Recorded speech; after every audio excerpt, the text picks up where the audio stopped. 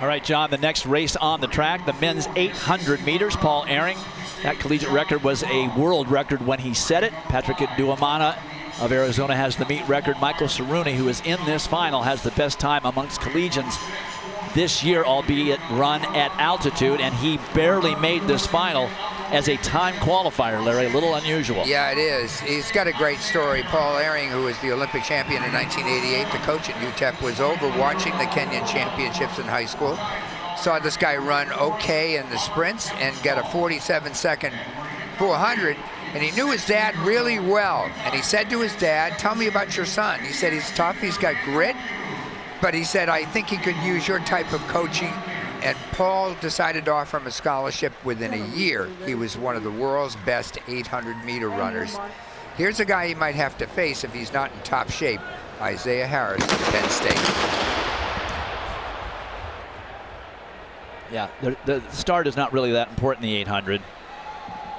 And hopefully no one gets thrown out. They have had some trouble with the athletes not getting their foot behind the line, but on it. And they have not thrown anybody out in a longer race. You know, we saw this last night, to your point, Dwight. Let's see what they're saying.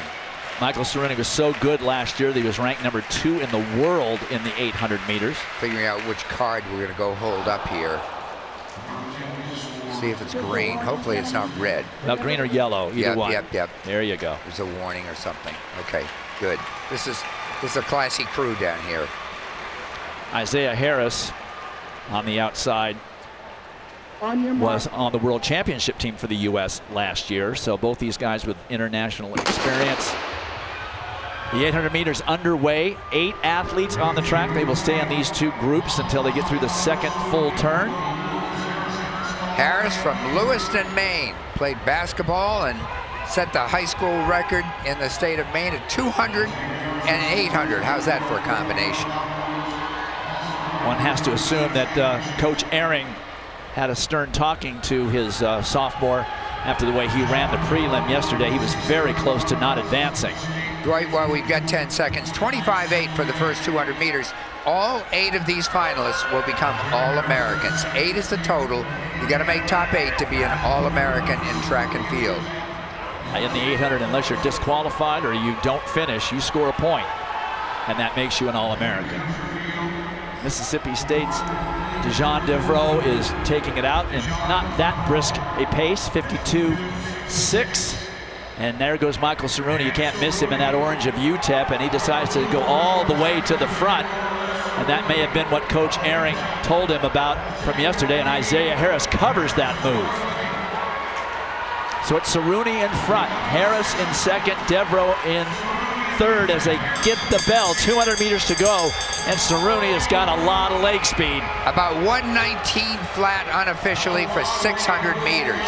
He is the world record holder at 600 meters. That's his speed. Saruni's head much more level than is Harris's. Harris's shoulders are starting to move into his ears. But Saruni's arms are starting to get a little bit wild, but strong finishing for the sophomore. And he atones for his marginal performance yesterday getting into that final. 1:45.15, that's the fastest time amongst collegians in the country this year. Number 2 all time behind his coach, Paul Ehring. That ties his collegiate leader. And as you said, the only guy faster that's ever run in this event collegiately is Paul Ehring, who coaches him. Well, he was not about to be accused of dogging it today like he did yesterday.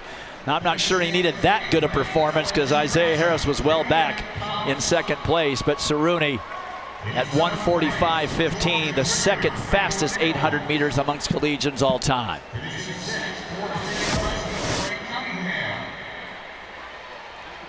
He wins it with Harris getting second. Robert Heppenstall comes up for third. Daniel Kuhn of Indiana ends up fourth.